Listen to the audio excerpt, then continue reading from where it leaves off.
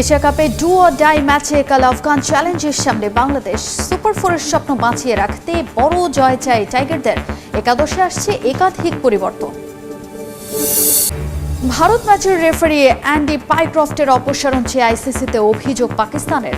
দাবি পূরণ না হলে সংযুক্ত আরব আমিরাতের বিপক্ষে ম্যাচ বয়কটের হুমকি। বিসিবি নির্বাচনে অংশ নেয়ার পথে আরও এক ধাপ এগোলেন বুলবুল। ঢাকা বিভাগ থেকে পেলেন কাউন্সিলরশিপ, ক্রিকেটের উন্নয়নে কাজ করার প্রতিশ্রুতি। এশিয়া কাপে কাল বাংলাদেশের do or die match. Super ফোরের স্বপ্ন বাঁচিয়ে রাখতে আফগানিস্তানের মুখোমুখি হবে টাইগাররা। এ ম্যাচ জিতলেও সমীকরণে নানা মার প্যাঁচ থাকবে লিটনদের সামনে। তবুও শিষ্যদের উপর আস্থা হারাতে চান না spin bowling coach Mushtaq Ahmed. এদিকে টি-20 ফরম্যাটে শক্তিমত্তার সাম্প্রতিক পারফরমেন্সে আত্মবিশ্বাসের তুঙ্গে আফগানদের হেড কোচ জনাথন ট্রস্ট। আবুধাবিতে ম্যাচটি শুরু হবে রাত 8:30টায়। শিরোপা জেতার লক্ষ্য নিয়ে আসা, এরপর সমীকরণের মারপ্যাচ, শূন্য হাতে ফেরা। টাইগারদের এমন গল্প বহু পুরনো, এবার ঘটতে পারে সে গল্পেরই পুনরাবৃত্তি। বাড়ির টিকিট নাকি দুবাই, সেটা ঠিক করার পরীক্ষা বাংলাদেশের সামনে। হতে পারে এটাই এবারের এশিয়া কাপের শেষ ট্রেনিং সেশন। আফগানিস্তানের বিপক্ষে সেরা ক্রিকেট খেললেও অপেক্ষা করতে হবে 18 সেপ্টেম্বর পর্যন্ত। তাকিয়ে থাকতে হবে গ্রুপের শেষ ম্যাচের দিকে। মুশতাক আহমেদ তাই বললেন, আপাতত বিশ্বাস রাখতে। হ্যাঁ, আমরা এখনো বিশ্বাস করি আমরা সুপার ফোরে যেতে পারি। দলের মধ্যে বিশ্বাস থাকাটা গুরুত্বপূর্ণ। খেলোয়াড়, ম্যানেজমেন্ট সবার মধ্যে এই বিশ্বাস রয়েছে। তবে আমার মনে হয় আফগানিস্তানের বিপক্ষে ম্যাচটা ব্যাটিং বিভাগের জন্য বড় চ্যালেঞ্জ। অথচ আফগানিস্তান এখন ক্রিকেটের জায়ান্ট কিলার। সংক্ষিপ্ত ফরম্যাটের ইভেন্টে ফেভারিটও বলা যায়। দলটার কোচ কিছুটা সমীহ করে জানালেন, প্রতিদ্বন্দ্বিতা হতে পারে, তবে ম্যাচটা জিতবে তারাই। গত কয়েক বছর ধরে দুই দলের মধ্যে অনেকগুলো ম্যাচ হয়েছে। ম্যাচগুলো সবসময় ভালোই হয়েছে। আমরা আবারও একটি ভালো ম্যাচের দিকে তাকিয়ে আছি। চাইবো যেন আমরা এই ম্যাচটা জিততে পারি। দুই দলের এমন পার্থক্যের কারণ কি? কোচিং স্টাফ দায় দিলেন অভিজ্ঞতার অভাবকে, তবে বিশ্বাস রাখেন এই দলটাই এখনো সামর্থ্য রাখে ভালো কিছু করার। ধারাবাহিকভাবেই আফগানিস্তান আইসিসি কিংবা এসিসির টুর্নামেন্টে ভালো করছে, কিন্তু বাংলাদেশ পারছে না। আমার কাছে এর সবচেয়ে বড় কারণ বলে মনে হয়, তারা বাংলাদেশের চেয়ে অনেক বেশি ফ্র্যাঞ্চাইজি ক্রিকেট খেলে। এটা গুরুত্বপূর্ণ। আপনি যখন প্রচুর প্রতিযোগিতামূলক টুর্নামেন্টে অংশ নেবেন, তখন অভিজ্ঞতা অর্জন করবেন, যা মোটেও টাকা দিয়ে কেনা যায় না। আফগানিস্তানের সঙ্গে শেষ 5 দেখায় 3টাতেই হেরেছে বাংলাদেশ। তার চেয়ে বড় ব্যাপার, এখনো ঘরের বাইরে রশিদ খানদের এই ফরম্যাটে হারাতে ব্যর্থ লাল সবুজ। বাংলাদেশ দলের সামনে এখন রেকর্ড ভাঙার বিকল্প নেই, এবং রেকর্ড ভাঙার পরেও হয়তো শান্তিতে থাকতে পারবে না। আফগানিস্তানকে হারালেও তাকিয়ে থাকতে হবে আফগানিস্তান শ্রীলঙ্কা ম্যাচের দিকে। অর্থাৎ এই ম্যাচের ওপরে চাপ তো আছেই, সেই সাথে চাপ বাড়াবে বাংলাদেশ দলের সব শেষ ম্যাচের পারফরমেন্স। সব মিলিয়ে বাংলাদেশ দলের জন্য এশিয়া কাপে সুপার ফোরে ওঠাটা এখন অনেকটাই কঠিন। আফগানিস্তানের বিপক্ষে ম্যাচে বাংলাদেশের একাদশে আসছে বড় পরিবর্তন।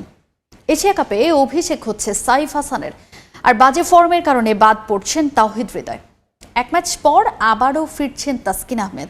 তাকে জায়গা করে দেবেন পেসার শরীফুল ইসলাম। এছাড়া আফগানিস্তানের বিপক্ষে বাদ পড়তে পারেন রিশাদ হোসেনও। পাকিস্তানের বিপক্ষে যে ডু অর ডাই ম্যাচ, সেই ম্যাচে বাংলাদেশ দলে অন্তত 2টি, সর্বোচ্চ 3টি পরিবর্তনও দেখা যেতে পারে একাদশে। যে পরিবর্তনের মধ্যে সাইফ হাসান এবং তাসকিন আহমেদ নিঃসন্দেহে একাদশে খেলতে যাচ্ছেন। তবে তৃতীয় যে পরিবর্তনটা নিশ্চিত নয়, সেটা হচ্ছে রিশাদ হোসেন।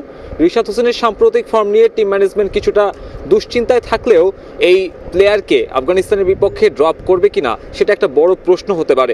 নাসুম আহমেদের মতন ফিঙ্গার স্পিনারকে ট্রাই করা যেতে পারে, তবে আফগানিস্তান দল ফিঙ্গার স্পিনারদের বিপক্ষে যেভাবে সাবলীল, সেক্ষেত্রে নাসুম আহমেদ কতটুকু পার্থক্য ক্রিয়েট করতে পারবে, সেটাও একটা বড় প্রশ্ন। তবে রিশাদ সাম্প্রতিক সময়ে যেভাবে বোলিং করছে, তাতে একাদশে তাকে দলের সাথে রাখাটা খুব একটা ফায়দা দিচ্ছে না বাংলাদেশ দলকে। সেক্ষেত্রে এই বোলারকে হয়তো ড্রপই করতে যাচ্ছে বাংলাদেশ। তবে এই ধরনের ম্যাচে বাংলাদেশের সিদ্ধান্ত নেবে কিনা, সেটা টের পাওয়া যাবে। এদিকে সাইফ হাসানের কথা যদি বলি, সাইফ হাসান একাদশে একটা জায়গা ডিজার্ভ করেন। নেদারল্যান্ড সিরিজে যখন সে সুযোগটা পেয়েছেন বেশ ভালো আউটকাম দিয়েছেন, তবে এখানে তাওহিদ হৃদয়ের নামের ভারে তিনি যেমনটা চাপা পড়ে গিয়েছিলেন, আড়ালে ছিলেন, সেখান থেকে হয়তো উত্তরণ পেতে যাচ্ছেন। এই ম্যাচে যখন বাংলাদেশ দলের সামনে আর কোনো পথ খোলা নেই, তখন সাইফ হাসানকে বাজিয়ে দেখতে পারে টিম ম্যানেজমেন্ট, এবং সাইফ হাসান আজকে নেটে শুরু থেকে ব্যাটিং করার সুযোগ পেয়েছেন। টিম ম্যানেজমেন্টও তাকে নিয়ে কৌশল এঁটেছেন, অর্থাৎ সাইফের উপরে যে ভরসা, সেই ভরসা কিন্তু দেখা যেতে পারে এই আফগানিস্তানের বিপক্ষে ডু অর ডাই ম্যাচে। অন্যদিকে তাসকিন আহমেদকে বিশ্রাম দেওয়া হয়েছিল দ্বিতীয় ম্যাচে, সেই তাসকিন আহমেদকে ফেরানো হতে পারে আবারও তৃতীয় ম্যাচে। শরীফুল ইসলামকে সেক্ষেত্রে বেঞ্চে বসতে হবে এবং শরীফুলকে জায়গা ছেড়ে দিতে হবে তাসকিন আহমেদের জন্য। তাসকিন আহমেদের আফগানিস্তানের বিপক্ষে যে রেকর্ড, সেটাও কিন্তু আসলে কাজে লাগবে এবং দলও তার কাছ থেকে একটা বাড়তি কিছু পেতে চাবে এই ধরনের ম্যাচে, যখন আসলে বাংলাদেশ দল একদম খাদের কিনারে ঠেকে গেছে এবং আফগানিস্তান দলের পেসারদের বিপক্ষে যে অ্যাডজাস্টমেন্ট করার যেটা একটা যে পরীক্ষা দেখা যায়, সেটাও কিন্তু আসলে বাংলাদেশ দল চাইবে তাদের পেসার একটা ভালো শুরু এনে দিতে পারে কিনা। এখন দেখার বিষয় শেষ পর্যন্ত আসলে আফগানিস্তানের বিপক্ষে বাংলাদেশ কয়টা পরিবর্তন আনে। তবে এ ধরনের ম্যাচে যখন আপনি খুব বেশি পরিবর্তন আনবেন, সেটা হয়তো শেষ পর্যন্ত বুমেরাংও ঘটতে পারে টিম বাংলাদেশের জন্য। বাংলাদেশের বিপক্ষে ম্যাচের আগে দুঃসংবাদ পেল আফগানিস্তান। চোটের কারণে বাকি টুর্নামেন্ট থেকে ছিটকে গেছেন পেসার নভিনুল হক। এশিয়া কাপের স্কোয়াডে থাকলেও প্রথম ম্যাচে হংকংয়ের বিপক্ষে একাদশে ছিলেন না নভিনুল হক। আফগানিস্তান ক্রিকেট বোর্ড এক বিবৃতি দিয়ে জানিয়েছে, এখনও চোট থেকে সেরে ওঠেননি এই পেসার। এসিবির মেডিকেল টিমও টুর্নামেন্টের বাকি ম্যাচগুলোতে তাকে খেলাতে ফিট ঘোষণা করেনি, তাই ফিট হয়ে না ওঠায় এবার আসর শেষ হয়ে গেল নভিনের। ফিট হওয়ার আগ পর্যন্ত চোট পরবর্তী পুনর্বাসন প্রক্রিয়া চালিয়ে যাবেন তিনি। নভিনের পরিবর্তে সম্প্রতি আন্তর্জাতিক ক্রিকেটে অভিষেক হওয়া আবদুল্লাহ আহমেদজাইকে দলে নিয়েছে আফগানিস্তান। সৌজন্যতার অংশ হলেও টসের সময় match referee Andy Pycroft Bharat পাকিস্তানের অধিনায়ককে অনুরোধ করেছিলেন হাত না মেলাতে। এ খবর জানার পর বেজায় চটেছেন পিসিবি চেয়ারম্যান মহসিন নকভি। এক টুইটে এশিয়া কাপ থেকে ম্যাচ রেফারি হিসেবে তার অপসারণ চেয়েছেন তিনি। আন্তর্জাতিক গণমাধ্যমের খবর, জিম্বাবুয়ের সাবেক ক্রিকেটার পাইক্রফটকে অপসারণের দাবি পূরণ না হলে বুধবার সংযুক্ত আরব আমিরাতের বিপক্ষে ম্যাচ বয়কটের হুমকি দিয়েছে পিসিবি। রাজনৈতিক কারণে ভারত পাকিস্তান ক্রিকেটীয় সম্পর্কটা বরাবরই তিক্ত। রোববার এশিয়া কাপে দুই পরাশক্তির লড়াই যেন আগুনে ঘি ঢেলে দিয়েছে। চিরপ্রতিদ্বন্দ্বী দুই দেশের এবারের লড়াইয়ে আলোচনার কেন্দ্রে ম্যাচ শেষে ক্রিকেটারদের সৌজন্যতা বিনিময় না করা জানিয়ে ম্যাচের পর রেফারির কাছে আনুষ্ঠানিক প্রতিবাদ জানানো হয় পাকিস্তান দলের পক্ষ থেকে। তবে এবার সেই ম্যাচ রেফারি অ্যান্ডি পাইক্রফটকে এশিয়া কাপ থেকে অপসারণের দাবি করেছে পিসিবি। আনা হয়েছে গুরুতর অভিযোগ। পিসিবির দাবি, টসের সময় ম্যাচ রেফারি অ্যান্ডি পাইক্রফট দু দলের অধিনায়ককে অনুরোধ করেছিলেন তারা যেন করমর্দন না করেন। এই বিষয়টা কোনোভাবেই মেনে নিতে পারছে না পাকিস্তান ক্রিকেট বোর্ডের হর্তাকর্তারা। পিসিবি চেয়ারম্যান মহসিন নকভি এক টুইটে পাইক্রফটের অপসারণ দাবি করেছেন। তিনি বলেন, পিসিবি ম্যাচ রেফারির আইসিসির আচরণবিধি এবং ক্রিকেটের স্পিরিট সম্পর্কিত এমসিসি আইন লঙ্ঘনের অভিযোগ করেছে। এশিয়া কাপ থেকে ম্যাচ রেফারি পাইক্রফটকে অবিলম্বে অপসারণেরও দাবি জানানো হয়েছে। পিসিবির অভিযোগ, পাইক্রফট একটি দলের পক্ষে ছিলেন, কারণ ম্যাচ রেফারি হিসেবে তিনি অধিনায়কদের করমর্দন না করার নির্দেশ দিতে পারেন না। পাকিস্তান ক্রিকেট বোর্ডের পক্ষ থেকে কিছু বলা না হলেও আন্তর্জাতিক গণমাধ্যমে এসেছে বড় খবর। জিম্বাবুয়ের সাবেক এই ক্রিকেটারকে অপসারণের দাবি পূরণ না হলে বুধবার সংযুক্ত আরব আমিরাতের বিপক্ষে ম্যাচ বয়কটের হুমকি দিয়েছে পিসিবি। এদিকে রোববারের ম্যাচ শেষে প্রতিপক্ষ দলের সঙ্গে সৌজন্যতা বিনিময় না করায় ভারত দলের কি শাস্তি হতে পারে, অনেকের মনেই ঘুরছে এমন প্রশ্ন। তবে আইসিসির আচরণবিধি বলছে ম্যাচ শেষে হাত মেলানো বাধ্যতামূলক নয়। হাত মেলানোকে নিছক সৌজন্যতা হিসেবেই ধরা হয়। তবে ইচ্ছা করে হাত না মেলানোর কোনো শাস্তির কথা আচরণবিধিতে নেই। তাই আইনগতভাবে ভারত দলকে শাস্তি দেওয়ার কোনো সুযোগ নেই আইসিসির। পেহেলগাম হামলার প্রতিবাদ এবং শহীদ ও তাদের পরিবারের প্রতি সমর্থন জানাতে পাকিস্তানি ক্রিকেটারদের সঙ্গে হাত মেলায়নি ভারত।